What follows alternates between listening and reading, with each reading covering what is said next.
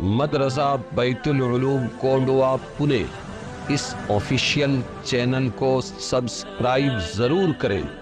یاد رکھیے، اس سے کسی ایک شخص کو نہیں، پورے مدرسے کو فائدہ ہوگا اور آپ کو اجر عظیم ملے گا۔ سورہ کہف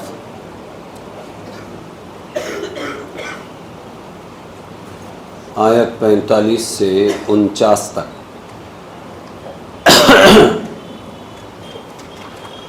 اعوذ باللہ من الشیطان الرجیم، بسم اللہ الرحمن الرحیم۔ واضرب لهم مثل الحياة الدنيا كماء أنزلناه من السماء فاختلط به نبات الأرض فأصبح هشيما تذروه الرياح وكان الله على كل شيء مقتدرا۔ المال والبنون زينة الحياة الدنيا والباقيات الصالحات خير عند ربك ثوابا وخير أملا۔ ويوم نسير الجبال وترى الأرض بارزة وحشرناهم فلم نغادر منهم أحدا وعرضوا على ربك صفا لقد جئتمونا كما خلقناكم أول مرة بل زعمتم أن لن نجعل لكم موعدا۔ ووضع الكتاب فترى المجرمين مشفقين مما فيه ويقولون يا ويلتنا ما لهذا الكتاب لا يغادر صغيرة ولا كبيرة إلا أحصاها ووجدوا ما عملوا حاضرا ولا يظلم ربك أحدا۔ اور اے محمد صلی اللہ علیہ وسلم بتلا دیجئے ان کو مثال دنیا کی زندگی کی، جیسے پانی اتارا ہم نے آسمان سے، پھر رلا ملا نکلا اس کی وجہ سے زمین کا سبزہ۔ ہم نے آسمان سے پانی برسایا، یہ زندگی کی مثال ہے، پھر اس میں سے رلا ملا یعنی مل جل کر نکلا اس کی وجہ سے زمین کا سبزہ، پھر کل کو ہو گیا چورا چورا ہوا میں اڑتا ہوا۔ فاصبح حشیما تذروہ الریاح، پھر کل کو ہو گیا چورا چورا ہوا میں اڑتا ہوا۔ اور اللہ تعالیٰ کو ہے ہر چیز پر قدرت۔ تو دنیا کی مثال بیان کر رہے ہیں اللہ۔ مال اور بیٹے رونق ہے دنیا کی زندگانی میں۔ المال والبنون زینت الحیات الدنیا، مال اور بیٹے رونق ہیں دنیا کی زندگانی میں اور باقی رہنے والی نیکیوں کا بہتر ہے تیرے رب کے یہاں بدلہ۔ والباقیات الصالحات خیر عند ربک ثوابا وخیر عملا، اور باقی رہنے والی نیکیوں کا بہتر ہے تیرے رب کے یہاں بدلہ اور بہتر ہے توقع، خیر عملا، اور بہتر ہے امید توقع۔ وَيَوْمَ نُسَيِّرُ الْجِبَالَ، اور یاد کیجئے اس دن کو جس دن ہم چلائیں گے پہاڑ، اور آپ دیکھیں گے زمین کو کھلی ہوئی، اور گھیر کر بلائیں گے ہم ان کو، پھر نہ چھوڑیں ان میں سے ایک کو، سب کو لائیں گے اور ایک کو بھی نہیں چھوڑیں گے۔ اور سامنے آئی تیرے رب کے صف باندھ کر، وہ لوگ سامنے آئیں گے تیرے رب کے صف باندھ کر۔ لقد جئتمونا، آ پہنچے تم ہمارے پاس جیسا کہ ہم نے بنایا تھا تم کو پہلی بار۔ یہ اللہ ان سے کہیں گے سب لوگوں کو، آ پہنچے تم ہمارے پاس جیسا کہ ہم نے تم کو پہلی بار بنایا تھا۔ بلکہ نہیں، بل زعمتم، نہیں تم تو کہتے تھے کہ نہ مقرر کریں گے ہم تمہارے لیے کوئی وعدہ، اور رکھا جائے گا حساب کا کاغذ۔ ووضع الکتاب، اور رکھا جائے گا حساب کا کاغذ، پھر آپ دیکھیں گے گناہ گاروں کو ڈرتے ہیں اس سے جو اس میں لکھا ہوا ہے، اور کہتے ہیں ہائے خرابی، کیسا ہے یہ کاغذ، نہیں چھوٹی اس سے چھوٹی بات اور بڑی بات سب کچھ اس میں ہوگا۔ وہ ہمارے نامہ اعمال میں سب کچھ ہوگا، سب کچھ اس میں آ گیا، اور پائیں گے جو کچھ کیا ہے سامنے، سب سامنے رکھا ہوا ہوگا۔ ہماری پوری 60-70 سال کی زندگی کا کچا چھٹا وہاں سامنے لکھا ہوا ہوگا، اور آپ کا رب ظلم نہ کرے گا کسی پر۔ ان آیتوں میں اللہ تبارک و تعالی نے دنیا کی زندگی کی مثال بیان کی ہے، اور پھر اللہ تبارک و تعالی نے بعض باتیں بتائی ہے. حضرت ابو سعید خدری رضی اللہ عنہ سے نقل ہے کہ فرمایا رسول اللہ صلی اللہ علیہ وسلم نے باقیات صالحات کو زیادہ سے زیادہ جمع کیا کرو. والباقیات الصالحات خیر.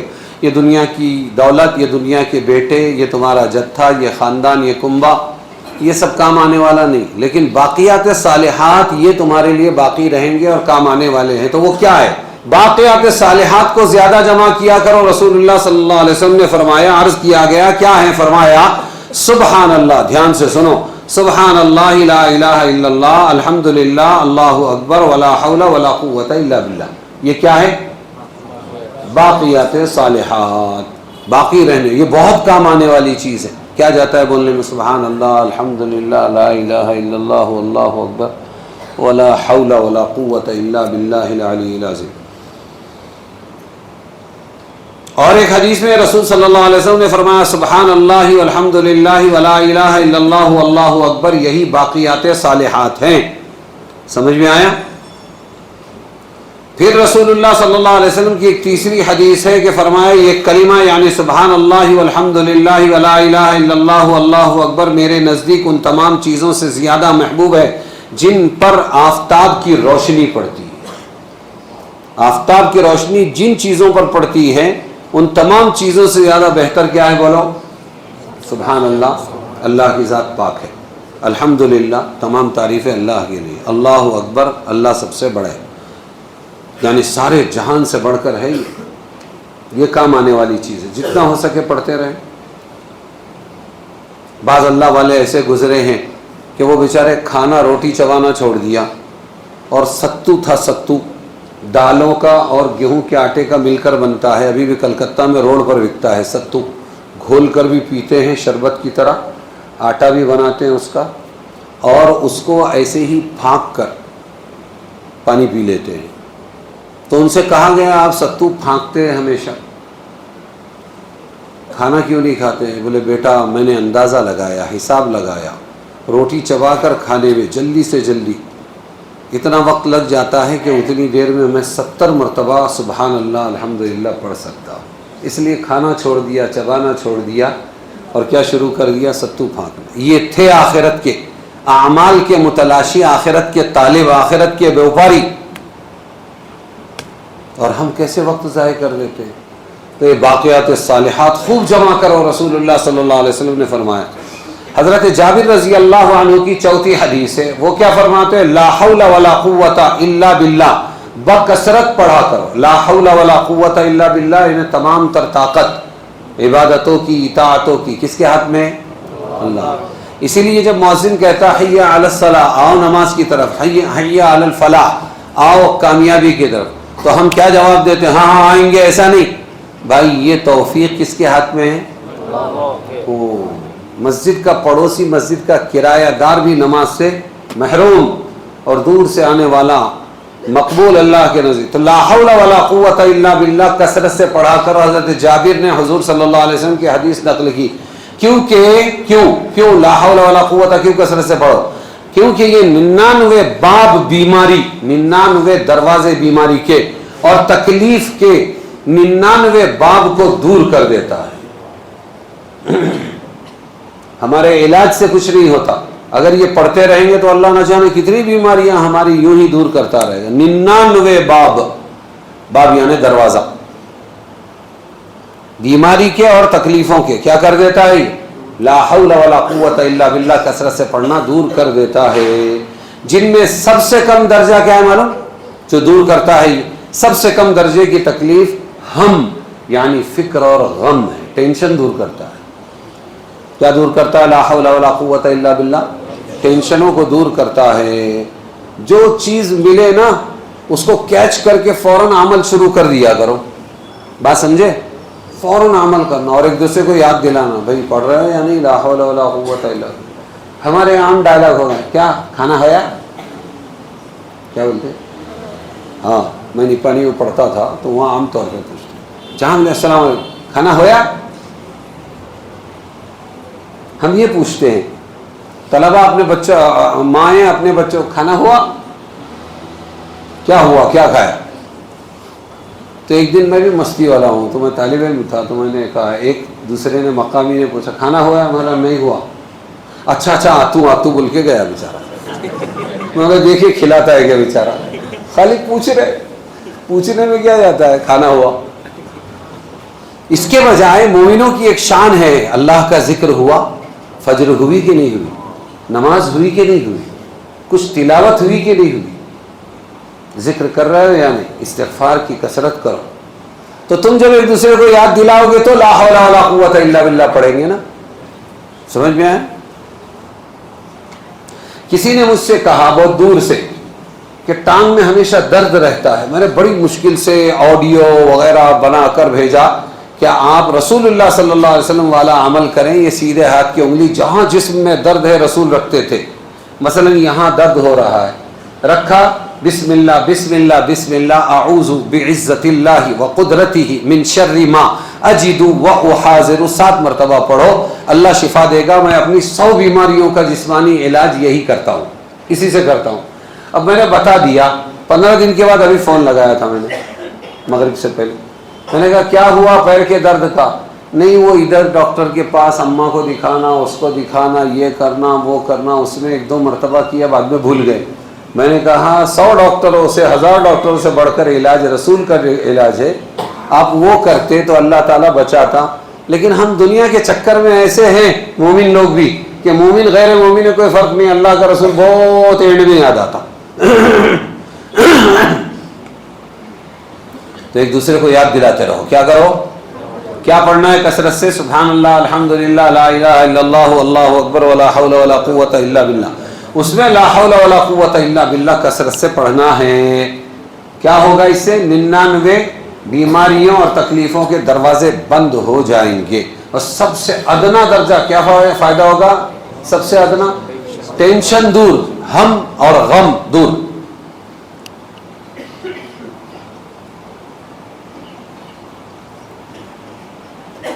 تو یہاں کیا مراد لیا گیا ہے؟ باقی رہنے والی نیکیاں۔ ارے سمجھ میں آیا کہ نہیں آیا؟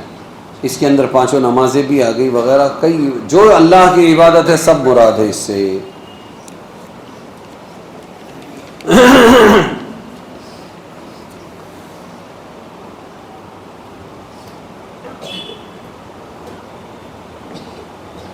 لیکن ایک عالم ہے عبید ابن عمر، کون ہے؟ عبید ابن عمر، ان کی تحقیق الگ ہے۔ وہ فرماتے ہیں کہ باقیات صالحات سے مراد نیک لڑکیاں ہیں، نیک بیٹیاں۔ باقیات صالحات سے مراد کیا ہے؟ ہاں یاد رکھنا، عبید ابن عمر نے فرمایا باقیات صالحات نیک لڑکیاں ہیں کہ وہ اپنے ماں باپ کے لیے سب سے بڑا ذخیرہ اور ثواب ہیں۔ نیک بیٹیاں تربیت کرو، کھلا پلا کے دینی تربیت کرو تو یہ آخرت میں سب سے زیادہ اعمال کا ذخیرہ ہے۔ اس پر صدیقہ عائشہ رضی اللہ عنہا کی ایک روایت دلالت بھی کرتی ہے جو رسول اللہ صلی اللہ علیہ وسلم سے منقول ہے کہ آپ صلی اللہ علیہ وسلم نے فرمایا، میں نے اپنی امت کے ایک آدمی کو دیکھا کہ اس کو جہنم میں لے جانے کا حکم دے دیا گیا، اس کی نیک لڑکیاں اس کو چمٹ گئی، ابا کو چمٹ گئی اور رونے اور شور کرنے لگی اور اللہ تعالیٰ سے فریاد کی، یا اللہ انہوں نے دنیا میں ہم پر بڑا احسان کیا اور ہماری تربیت میں محنت اٹھائی ہے، تو اللہ تعالیٰ نے اس پر رحم فرما کر اس کو بخش دیا۔ یہ بھی حدیث ہے۔ نیک لڑکیاں، نیک بیٹیاں، عبید ابن عمر نے یہ کہا، وہ بھی ہے یہ بھی ہے، لیکن ان کی تحقیق یہ ہے، لقد جئتمونا کما خلقناکم، جب سب کو اللہ جمع کر کے حاضر کریں گے تو اللہ فرمائیں گے قیامت کے دن، آج تم اسی طرح خالی ہاتھ بغیر کسی ساز و سامان کے ہمارے سامنے آئے ہو جیسے تمہیں میں نے شروع میں پیدا کیا تھا۔ یاد رکھ سکندر کے حوصلے تو عالی تھے، جب گیا تھا دنیا سے دونوں ہاتھ خالی تھے، ہے نا؟ تو خالی ہاتھ آئے اور خالی ہاتھ تو اللہ کے پاس آئیں گے، سب خالی ہاتھ جائیں گے۔ ایک مرتبہ رسول اللہ صلی اللہ علیہ وسلم نے خطبہ دیا جس میں فرمایا، لوگوں تم قیامت میں اپنے رب کے سامنے ننگے پاؤں، ننگے بدن، ننگے پاؤں، ننگے بدن پیدل چلتے ہوئے آؤ گے، اور سب سے پہلے جس کو لباس پہنایا جائے گا وہ حضرت ابراہیم علیہ السلام ہوں گے، یہ تمام نبیوں کے باپ ہیں، اور ابراہیم علیہ السلام کا دین کی دعوت کی نسبت پر لباس اتارا گیا تھا آگ میں ڈالنے کے وقت میں، تو اللہ پہلا انعام یہ دیں گے۔ یہ سن کر حضرت عائشہ رضی اللہ، اس کو بولتے ہیں طالب علم، اس کو کیا بولتے ہیں؟ چپ ایسا سننے والے کو بولتے ہیں مرید، اور سنانے والے کو بولتے ہیں پیر۔ پیر کے سامنے جس نے زبان کھولی وہ گیا، سمجھ میں آیا؟ اور استاذ کے سامنے جس نے زبان نہیں کھولی وہ بھی گیا، کیونکہ بولیں گے نہیں، پوچھیں گے نہیں، آبجیکشن نہیں لیں گے تو علم کیسے کھلے گا؟ اور سچی طالبہ تھی حضرت صدیقہ عائشہ، 9 سال کی عمر میں رخصتی، 9 سال اپنے استاذ اور اپنے شوہر حضرت محمد مصطفیٰ صلی اللہ علیہ وسلم کے ساتھ تمام بیویوں سے ہٹ کر، ان کی یہ خصوصیت ہے 9 سال میں پوری شریعت کا 2/3 لیا ہے انہوں نے۔ کتنا؟ 2/3 9 سال میں۔ 9 سال میں مولانا کو ہوا بھی نہیں لگتی ہے علم کی، اور انہوں نے جب حضور دنیا سے جانے لگے تو ایک سرٹیفکیٹ دے کر گئے، کاغذ میں، خذو ثلثی دینکم من ہذہ الحمیرہ، اے میرے امتیوں، اس عائشہ سے تم اپنے دین کے 2/3 علم لے لینا۔ کس کا سرٹیفکیٹ ہے یہ؟ رسول اللہ صلی اللہ علیہ وسلم۔ تو کیوں ملا علم معلوم؟ وہ طالبہ تھی، ہم نام کے طالب علم ہیں، صم بکم عمی فہم لا یعقلون، ہے نا؟ وہ تھے سرفروشی کی تمنا اب ہمارے دل میں ہے، اور دیکھنا ہے زور کتنا بازو قاتل میں ہے۔ تو ہمارا طالب علم کہتا ہے صرف روٹی کی تمنا اب ہمارے دل میں ہے، دیکھنا ہے زور کتنا سلیم کے ہاتھ میں ہے۔ پکاتا ہے نا؟ دیکھو جیسے آپ صلی اللہ علیہ وسلم نے فرمایا کہ میں تم قیامت میں اپنے رب کے سامنے ننگے پاؤں، ننگے بدن پیدل چلتے ہوئے آؤ گے، اور سب سے پہلے جس کو لباس پہنایا جائے گا وہ ابراہیم علیہ السلام ہوں گے۔ یہ سن کر حضرت صدیقہ عائشہ رضی اللہ عنہا نے سوال کیا، یا رسول اللہ کیا سب مرد اور عورت ننگے ہوں گے؟ آبجیکشن دیکھو کہاں پہنچی، یہ ہے شرم حیا کی پتلی، یہ ہے طالبہ۔ کیا سب مرد اور عورتیں ننگے ہوں گے اور ایک دوسرے کو دیکھتے ہوں گے؟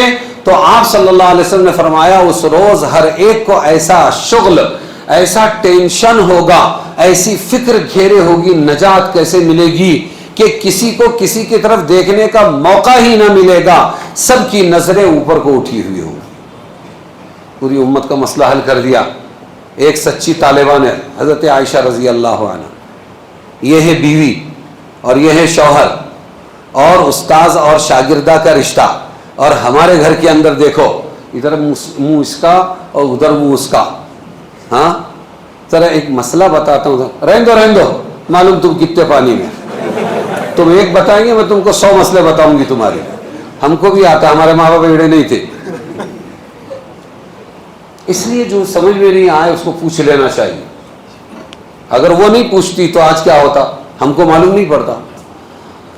چلیے، قرطبی نے فرمایا ایک حدیث میں جو آیا ہے کہ مردے برزخ میں ایک دوسرے کو اپنے کفنوں میں ملبوس ہو کر ملاقات کریں گے، وہ اس حدیث کے منافی رہی۔ چلو چھوڑو، آگے کی بات یہ ہے کہ بعض روایات حدیث میں آیا ہے، حضرت فاروق اعظم حضرت عمر رضی اللہ عنہ نے فرمایا کہ اپنے مردوں کے کفن اچھے بنایا کرو۔ کفن کیسا دو؟ ہمارے آج کل ایسا کفن دیا جا رہا ہے، خصوصاً غسل کے اندر ایسا کپڑا پانی پڑتے ہی اس کا پورا سطر دکھتا ہے، بدن دکھتا ہے۔ ایسے کپڑے مت لو، ڈبل لو، ایسا آئے تو سمجھ میں آیا؟ ہاں وہاں ڈبل ڈال دیا کرو کپڑا۔ تو فرمایا کہ کفن اچھے بنایا کرو، کیونکہ وہ قیامت کے روز اسی کفن میں اٹھیں گے۔ سمجھ میں آیا؟ یہاں ایک آبجیکشن، بہت سے اللہ والے ہیں، انہوں نے منگایا، حضرت عمر نے بھی منگایا اور کفن دیکھا اپنا، فرمایا اس اچھے کپڑے کا مستحق کوئی زندہ آدمی ہے، میرا کفن تو بوسیدہ ہو جائے گا، مجھے سادہ کفن دو۔ تو یہ ان کا انڈیویجل اپنا پرسنل فیصلہ ہے، لیکن جب دوسروں کو ترغیب دیں گے تو کیسی ترغیب دیں گے ہم؟ کہ اچھے کفن ہو، ٹھیک ہے؟ جیسے مولانا یوسف صاحب رحمۃ اللہ علیہ حضرت جی ثانی تھے، خوب بیٹھ کے کھلاتے تھے، یہ کھاؤ وہ کھاؤ، تو عرب پوچھتے تھے ان کو، مہمان پوچھتے تھے آپ تو ہمیں کم کھانے کی، سادہ کھانے کی ترغیب دیتے ہیں اور پھر آپ کھلانے بیٹھے تو خوب کھلاتے ہیں. فرمایا یہ کھلانا ہے جو میرا کام ہے، میں اکرام کروں گا، اچھے سے اچھا کھلانے کی کوشش کروں گا. کم اور سادہ کھانا، لمٹ میں کھانا، یہ تمہارا کام ہے، تم تمہارے دین پر چلو، میں میرے دین پر چلتا ہوں. حضرت عمر فرماتے ہیں کہ کفن اچھے دیا کرو، اسی کفن میں اٹھیں گے. ایک آبجیکشن آیا، وہ یہ کہ کپڑے تو بوسیدہ ہو کر پھٹ جاتے ہیں نا. ارے پھٹتے کہ نہیں پھٹتے؟ تو پھر اسی کفن میں اٹھا، کیونکہ وہ قیامت کے روز اسی کفن میں اٹھیں گے، تو یہاں تو کفن پھٹ جاتے ہیں. پھر کون اٹھے گا؟ سمجھ میں آیا؟ کون اٹھے گا؟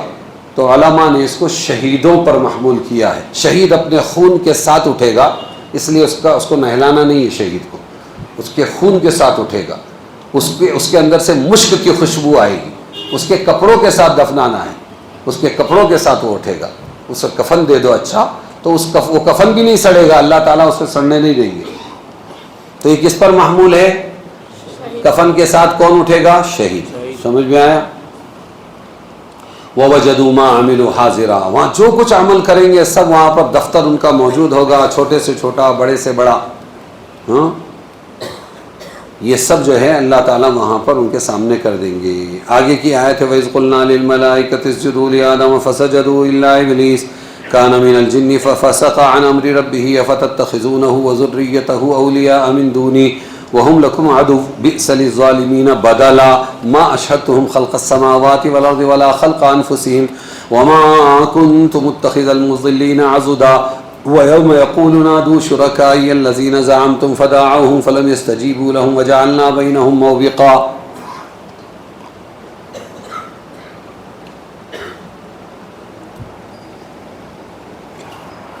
ورأى المجرمون النار فظنوا أنهم واقعوها ولم يجدوا عنها مصرفا ولقد صرفنا في هذا القرآن للناس من كل مثل وكان الإنسان أكثر شيء جدلا وما منع الناس أن يؤمنوا إذ جاءهم الهدى ويستغفروا ربهم إلا أن تأتيهم سنة الأولين أو يأتيهم العذاب قبلا وما نرسل المرسلين إلا مبشرين ومنذرين وَيُجَادِلُ الَّذِينَ كَفَرُوا بِالْبَاطِلِ لِيُدْحِضُوا بِهِ الْحَقَّ وَاتَّخَذُوا آيَاتِي وَمَا أُنذِرُوا هُزُوًا وَمَنْ أَظْلَمُ مِمَّنْ ذُكِّرَ بِآيَاتِ رَبِّهِ فَأَعْرَضَ عَنْهَا وَنَسِيَ مَا قَدَّمَتْ يَدَاهُ إِنَّا جَعَلْنَا عَلَى قُلُوبِهِمْ أَكِنَّةً أَنْ يَفْقَهُوهُ وَفِي آذَانِهِمْ وَقْرًا وَإِنْ تَدْعُهُمْ إِلَى الْهُدَى فَلَنْ يَهْتَدُوا إِذًا أَبَدًا وَرَبُّكَ الْغَفُورُ ذُو الرَّحْمَةِ لَوْ يُؤَاخِذُهُم بِمَا كَسَبُوا لَعَجَّلَ لَهُمُ الْعَذَابَ بل لهم موعد لن يجدوا من دونه موئلا وتلك القرى أهلكناهم لما ظلموا وجعلنا لمهلكهم موعدا.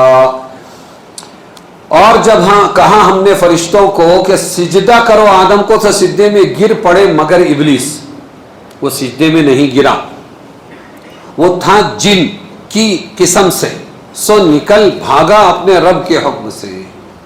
تو یہ ابلیس کس میں سے تھا؟ جنات کی قسم میں سے تھا.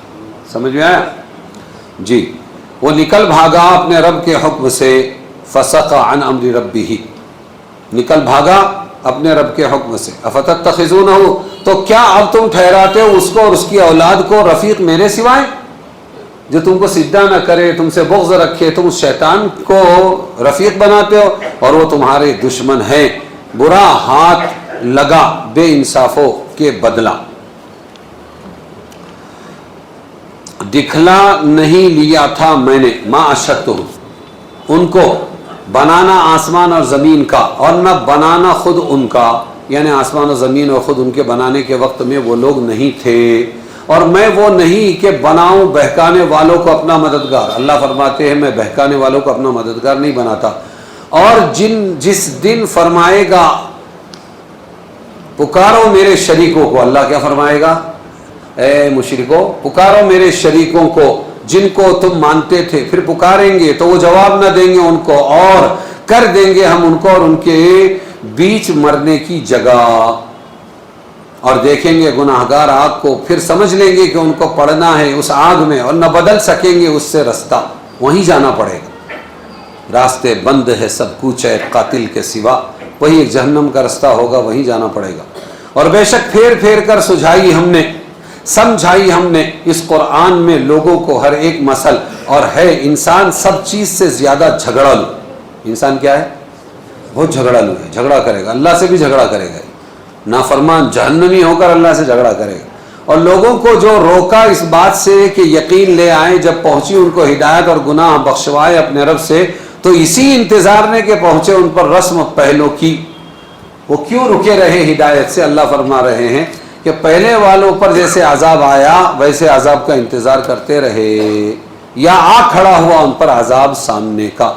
اور ہم جو رسول بھیجتے ہیں تو خوشخبری اور ڈر سنانے کو بھیجتے ہیں، اور جھگڑا کرتے ہیں کافر جھوٹا جھگڑا کہ ٹلا دیں، یعنی ٹال دیں اس سے سچی بات کو، ٹھہرا لیا انہوں نے میرے کلام کو، اور جب جو ڈر سنا دیے گئے ٹھٹھا، یعنی انہوں نے مذاق بنایا۔ اور اس سے زیادہ ظالم کون؟ جس کو سمجھایا گیا اس کے رب کے کلام سے، پھر اس نے منہ پھیر لیا اس کی طرف سے اور بھول گیا جو کچھ آگے بھیج چکے ہیں اس کے ہاتھ۔ ہم نے ڈال دیے ہیں ان کے دلوں پر پردے کہ اس کو نہ سمجھے، اور ان کے کانوں میں ہے بوجھ، اللہ نے ڈاٹ لگا دیا تاکہ سنے نہیں۔ اور اگر تو ان کو بلائے، یعنی آپ اگر ان کو بلائیں راہ پر تو ہرگز نہ آئے راہ پر اس وقت کبھی۔ اور آپ کا رب بڑا بخشنے والا ہے، رحمت والا ہے، اگر ان کو پکڑے ان کے کیے پر تو جلد ڈالے ان پر عذاب، لیکن ان کے لیے ایک وعدہ ہے، کہیں نہ پائیں گے اس سے ورے سرک جانے کی جگہ، یعنی وہ جو وعدہ ہے اس سے سرک نہیں سکیں گے، اللہ برابر پکڑ لے گا۔ اور یہ سب بستیاں ہیں جن کو ہم نے غارت کیا جب وہ ظالم ہو گئے، اور مقرر کیا تھا ہم نے ان کی ہلاکت کا ایک وعدہ۔ اللہ نے یہاں ایک بات فرمائی، دیکھو کیا کہ ابلیس کی اولاد کو کیا کیا اللہ تعالیٰ نے؟ تم لوگ، ہاں، افتتخذونہ وذریتہ، کیا تم ٹھہراتے ہو اس کو اور اس کی اولاد کو اپنا رفیق؟ تو کیا ابلیس کی بھی اولاد ہوتی ہے؟ سوال ہے۔ ابلیس کی اس لفظ سے سمجھا جاتا ہے کہ شیطان کی اولاد اور ذریت ہے، اولاد ہے اس کی۔ اور بعض حضرات نے فرمایا اس جگہ ذریت سے مراد معین و مددگار ہے۔ یہ شیطان کی اولاد ہے، یعنی شیطان کے کام کرتا ہے، مددگار، سچی اولاد نہیں، سلبی جو پیٹ سے پیدا ہوا اولاد نہیں، لیکن معین و مددگار۔ یہ ضروری نہیں کہ شیطان کی سلبی اولاد بھی ہو، مگر ایک صحیح حدیث میں ہے۔ کیا ہے؟ ایک صحیح حدیث میں سلمان فارسی فرماتے ہیں رسول اللہ صلی اللہ علیہ وسلم نے ان کو یہ نصیحت فرمائی۔ کیا فرمایا؟ تم ان لوگوں میں سے نہ بنو جو سب سے پہلے بازار میں داخل ہو جاتے ہیں۔ اے سلمان، تم ان لوگوں میں سے نہ بنو جو سب سے پہلے بازار میں داخل ہو جاتے ہیں، یا وہ لوگ جو سب سے آخر میں بازار سے نکلتے ہیں، تم ان میں سے مت بنو۔ بازار میں جاؤ دیر سے اور نکلو جلدی، کیونکہ بازار ایسی جگہ ہے جہاں شیطان نے انڈے بچے دے رکھے ہیں۔ بازار کیسی جگہ ہے جہاں شیطان نے، یہ حضور صلی اللہ علیہ وسلم کی حدیث ہے، انڈے بھی دیے ہیں اور کیا دیے؟ بچے بھی دیے ہیں۔ دنیا میں جانوروں کی دو قسم ہے، معلوم ہے نا آپ کو؟ ارے کچھ جانور تو انڈے دیتے ہیں، مرغی ہے، شتر مرغ ہے، سانپ ہے، یہ سب کیا دیتے ہیں؟ انڈے دیتے ہیں، پھر بچے نکلتے ہیں۔ اور کچھ جانور ہے وہ ڈائریکٹ بچے دیتے ہیں، بکری ہے، بیل ہے، گائے ہے، اور اسی طرح اونٹ ہے، یہ کیا کرتے ہیں؟ انڈے دیتے ہیں، بچے دیتے ہیں۔ تو ایسی لڑ رہے تھے دو لوگ، کیا کر رہے تھے کہ شیر انڈا دیتا ہے، وہ دوسرا بولا نا بچہ دیتا ہے، وہ انڈا بچہ لڑ رہے تھے۔ پٹھان صاحب وہاں سے گزرے تو وہ تو نے کہا پٹھان صاحب ذرا فیصلہ کرو، ہمارے کو انڈے دیتا ہے نا شیر، وہ بولا بچے دیتا ہے نا، فیصلہ کرو۔ یہ بولا فیصلہ کرے گا، پہلے پیر دباؤ ہمارا۔ کیا کرو؟ پٹھان ہے نا، ہاں فیصلہ کرنے بیٹھاؤ۔ اس نے بولا بولو نا، وہ خان صاحب بولو نا، کیا بات ہے، کون انڈا دیتا ہے شیر؟ کیا پہلے یہ بتاؤ کہ شیر ہوتا کیا ہے؟ قاضی صاحب کو خود نہیں معلوم کہ شیر ہوتا کیا ہے، تو انہوں نے بولے شیر جنگل کا راجہ ہوتا ہے۔ ہو گیا فیصلہ، وہ من کا راجہ ہے، من میں آیا بچہ دیتا ہے، من میں آیا انڈا دیتا ہے۔ تو حضور صلی اللہ علیہ وسلم فرماتے ہیں بازار میں جلدی مت جایا کرو اور دیر سے مت نکلا کرو، جلدی دیر سے جاؤ جلدی نکلو۔ کیوں؟ بازار ایسی جگہ ہے جہاں شیطان نے انڈے بچے دے رکھے ہیں۔ شیطان کے انڈے بچے کہاں ہیں؟ بازار میں۔ اس سے معلوم ہوتا ہے شیطان کی ذریت اس کے انڈوں سے پھیلتی ہے۔ قرطبی نے یہ روایت نقل کرنے کے بعد فرمایا شیطان کے مددگار اور لشکر تو قطعی دلائل سے ثابت ہے، لیکن سلبی اولاد پیٹ سے پیدا ہونے والے کے متعلق ایک حدیث ابھی اوپر گزری ہے، وَكَانَ الْإِنسَانُ أَكْثَرَ شَيْءٍ جَدَلًا، انسان بڑا جھگڑالو ہے، یہ ہمیشہ جھگڑے کرتا ہے، اور اللہ کے پاس بھی جائے گا تو جھگڑے کرے گا. کیا کرے گا؟ ہاں، اللہ اس کو فرمائیں گے وہاں پر. کیا فرمائیں گے؟ یہ تیرا اعمال نامہ سامنے رکھا ہے، اس میں تو کچھ بھی عمل نہیں ہے. وہ شخص کہے گا کہ میں تو اس اعمال نامے کو نہیں مانتا. اللہ کو کہہ رہا ہے ہاں کہ یہ ہمارے فرشتے تو تمہاری نگرانی کرتے تھے، یہ فرشتے تو گواہ ہیں، ان کی بات تو مان. وہ تیرے خلاف گواہی دیتے، وہ کہے گا میں ان کی شہادت کو بھی نہیں مانتا.